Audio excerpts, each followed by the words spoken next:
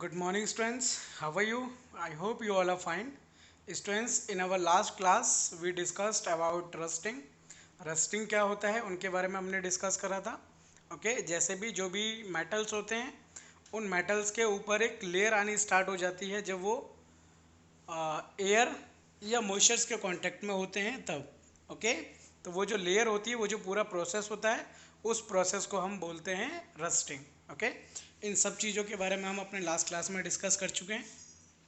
जैसे कि मैंने आपको आयरन के बारे में बताया था, आयरन के ऊपर एक ब्राउन कलर की लेयर आने स्टार्ट हो जाती है तो that is called rust. Okay and now rusting में be lead a damage of bridge ships etcetera as they made of iron. कोई भी ऑब्जेक्ट जैसे कि वो ब्रिज हो या शिप्स हो वो आयरन के बने हुए होंगे तो वो उन्हें रस्टिंग जो है क्या कर सकता है बच्चों, डैमेज कर सकता है. The process of rusting can be prevented by painting and oiling irons. हम रस्टिंग से बचाने के लिए वो जो एप्लीकेंट्स है या जो भी चीज़ है जो मेटल की है हम उसको क्या कर सकते हैं, रस्टिंग से प्रिवेंट करने के लिए, बचाने के लिए, तो उसको हम पेंट कर सकते हैं या फिर हम उसको पॉलिश कर सकते हैं, ऑयलिंग कर सकते हैं. ऐसे बहुत सारे प्रोसेस है जिनसे हम क्या कर सकते हैं बच्चों, रस्टिंग से जो भी हमारी चीज़ हैं उनको हम बचा सकते हैं. The process of coating iron object with a thin layer of zinc. Okay जो कोई भी आयरन होता है उसके ऊपर जब हम जो जिंक होता है, जिंक की हम जो लेयरिंग करते हैं उस प्रोसेस को हम कहते हैं galvanization. Okay understood. For example the iron pipes use to supplying water at our homes are galvanized to prevent rusting. हमारे घरों में जो पाइपलाइन होती है, अब तो प्लास्टिक की पाइपलाइंस डलती हैं बट पहले क्या होता था, आयरन की पाइपलाइन डलती थी, लोहे की पाइपलाइन डलती थी. तो उसके अंदर क्या होता था, उसके ऊपर जिंक कलर की एक जिंक की जो है एक लेयर लगाई जाती थी, उसके ऊपर लेयरिंग करी जाती थी जिसकी वजह से उसके ऊपर क्या ना हो, उसके ऊपर रस्टिंग ना हो. ओके और इस पूरे प्रोसेस को जो लेयरिंग लगाने का प्रोसेस होता था इसे हम बोलते थे ग्लेवलाइजेशन. ओके तो ये एक एग्जांपल देखा हमने. Now our next topic is browning to cut fruits and vegetables. Okay look at the image. आप इमेज पे देखिए. Given alongside figure 4.2 you must have to notice the sum of cut pieces of vegetable and fruits like the brinjal and potato. Okay pear apples etcetera turn brown when the expose to air. जब हम क्या करेंगे बच्चों, ये कुछ vegetables मैंने आपको बताएं जैसे कि ब्रिंजल है या फिर आपने वेजिटेबल ले लिया पोटैटो, ओके एंड फ्रूट ले लिया एप्पल. जब आप इनको काट के कुछ टाइम के लिए एयर के अंदर, एयर के कांटेक्ट में ऐसे ही आप छोड़ देंगे तो यू विल सी कि आफ्टर सम टाइम, कुछ ही टाइम बाद उनका जो कलर है वो थोड़ा सा ब्राउनिश होने लग जाएगा, वो थोड़ा कलर उसका चेंज होने लग जाएगा.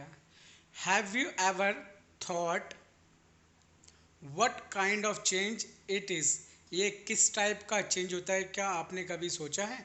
Okay it is an example of a chemical change. ये बच्चों किसका एग्जाम्पल है, ये है एक केमिकल चेंज का example.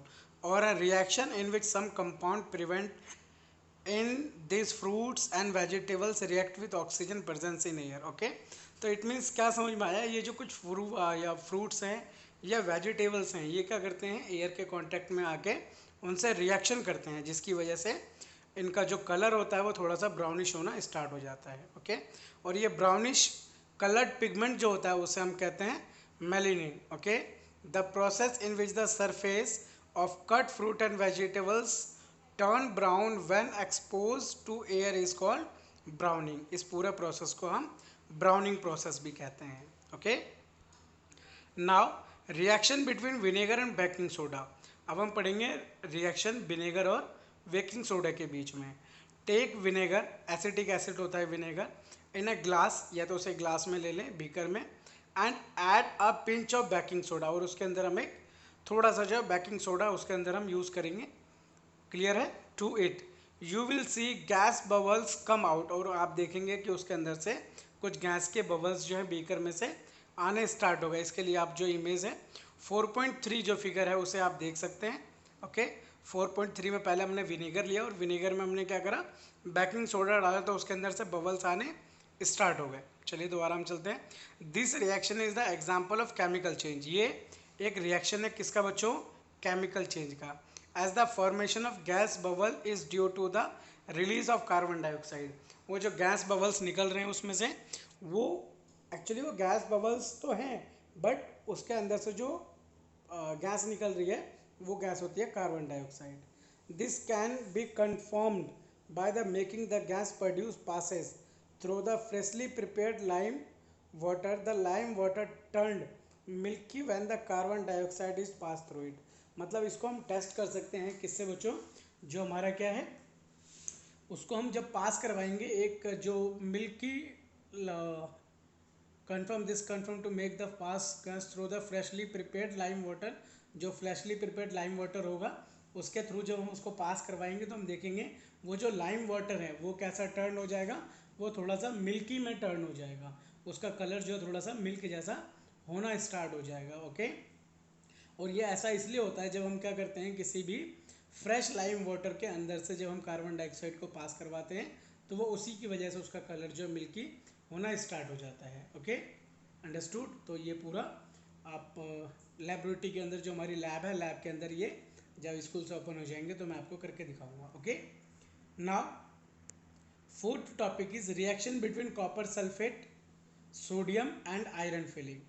Take some water in glass beaker and add a pinch of copper sulfate to beaker to form the copper sulfate sodium। Add a few drop of diluted sulfuric acid to the solution till it turn blue। उसको जब तक डालना है जब तक वो blue नहीं हो जाए। Drop an iron nail into the copper sulfate sodium। After some time you will notice that the substance colour copper sulphate solution turn green due to the formation of new substance. बच्चों ये सारी चीज़ें जितने भी ये examples है ये सारे एग्जांपल्स हैं केमिकल चेंज के।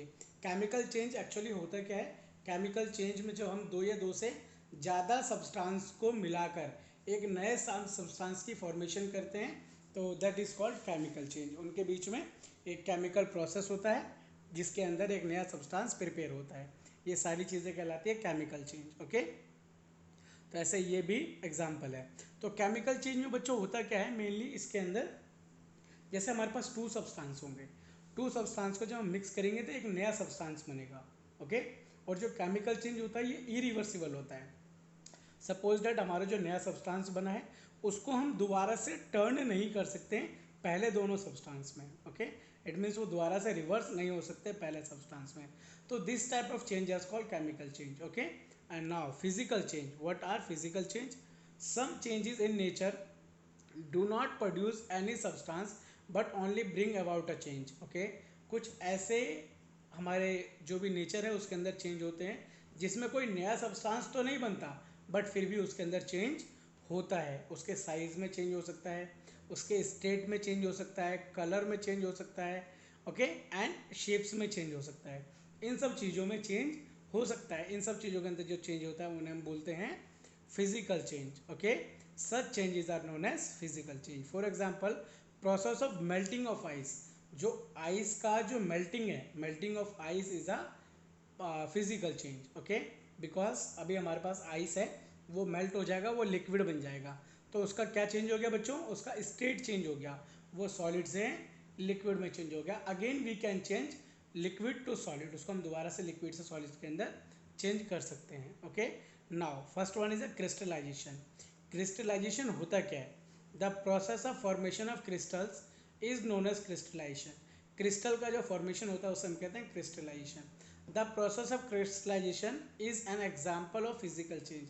ये किसका एग्जाम्पल है बच्चों, फिजिकल चेंज का एग्जाम्पल है। Okay, separation of salt by crystallisation process. जैसा कि आप देख रहे हैं इमेज में यहाँ पर सेपरेशन ऑफ सॉल्ट हो रहा है। सॉल्ट आपको पता है कहाँ से मिलता है, जो भी क्या होता है बच्चों, जो समुद्र का पानी होता है, सी वाटर होता है, सी वाटर से हमें जो सॉल्ट होता है वो मिलता है। चलिए हम अपना पैराग्राफ रीड कर लेते हैं।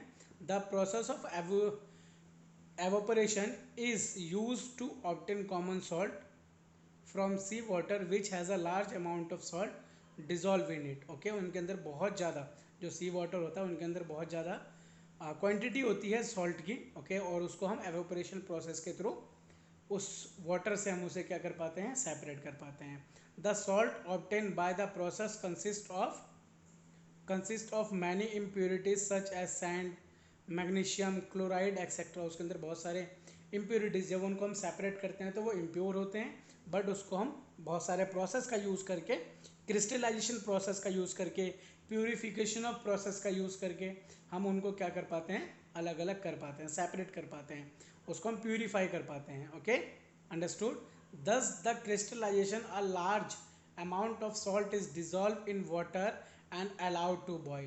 The boiled solution is in filtered to separate the insoluble impurities present in it. Okay, उनको हम क्या करते हैं, बॉइल्ड करके उनके अंदर से जितने भी इम्प्योरिटीज़ वाले सब्सटेंस, मतलब उसके अंदर जो वेस्ट मटेरियल है उसको हम उससे सेपरेट कर पाते हैं, और बाद में जो हमारे पास बचता है वो क्या बचता है, द सॉल्ट क्रिस्टल्स बचता है. Okay, the salt crystals obtain by this process are then used for various purpose. और वो जो सॉल्ट बचता है उनको अलग अलग पर्पस के लिए यूज़ करा जाता है. ओके, तो बच्चों ये था हमारे चैप्टर का last part and last topic.